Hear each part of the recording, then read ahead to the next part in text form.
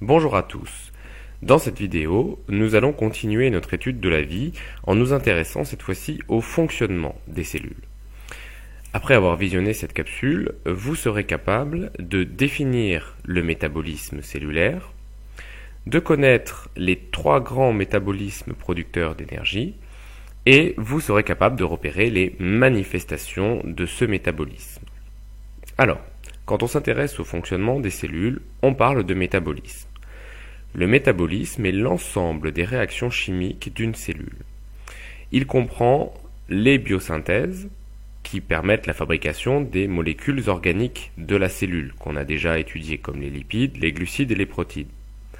Et ce métabolisme comprend également ce qu'on appelle le métabolisme énergétique, qui transforme les sources d'énergie en molécules énergétiques.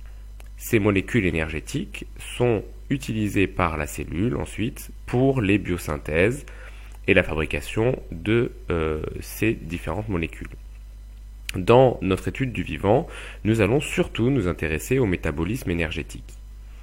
Alors vous devez savoir qu'on distingue trois grands métabolismes énergétiques. Le premier, c'est la respiration cellulaire. Dans le cas de la respiration cellulaire, l'énergie est produite en consommant du glucose et du dioxygène. Un déchet est produit, le dioxyde de carbone. Rappelez-vous, la respiration cellulaire se réalise dans les mitochondries des cellules. Le deuxième métabolisme énergétique est ce qu'on appelle la fermentation. Certaines cellules sont capables de fermenter, comme les levures par exemple. La fermentation permet de produire de l'énergie sans dioxygène, avec seulement du glucose. On obtient comme déchet du dioxyde de carbone et selon le type de fermentation, de l'éthanol, qui est un alcool, et on utilise cette fermentation alcoolique pour produire du vin, ou de l'acide lactique et on utilise cette fermentation lactique pour produire des yaourts. La fermentation se réalise, elle, dans le cytoplasme des cellules. Enfin, le dernier métabolisme énergétique est ce qu'on appelle la photosynthèse. La photosynthèse permet de fabriquer de la matière organique à partir de matières minérales et en utilisant l'énergie de la lumière. Alors la photosynthèse va, elle, consommer du dioxyde de carbone et de l'eau, et elle produit du glucose, et elle produit aussi un déchet, le dioxygène. Seules les cellules végétales réalisent la photosynthèse. Rappelez-vous aussi, la photosynthèse se réalise dans les chloroplastes des cellules. Alors, comme on vient de le voir, la cellule, pour réaliser les réactions de son métabolisme, doit forcément prélever dans son environnement de la matière, comme le glucose pour la respiration, ou bien de l'énergie, comme la lumière pour la photosynthèse.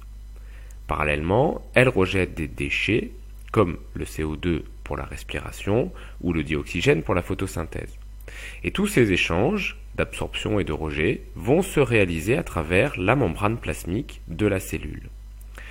Tous ces échanges que réalise la cellule sont des manifestations de son métabolisme.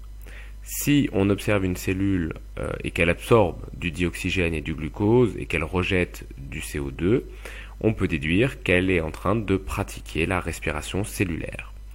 Inversement, si on voit qu'elle absorbe du CO2 et qu'elle rejette du dioxygène, on peut déduire qu'elle réalise un métabolisme de photosynthèse.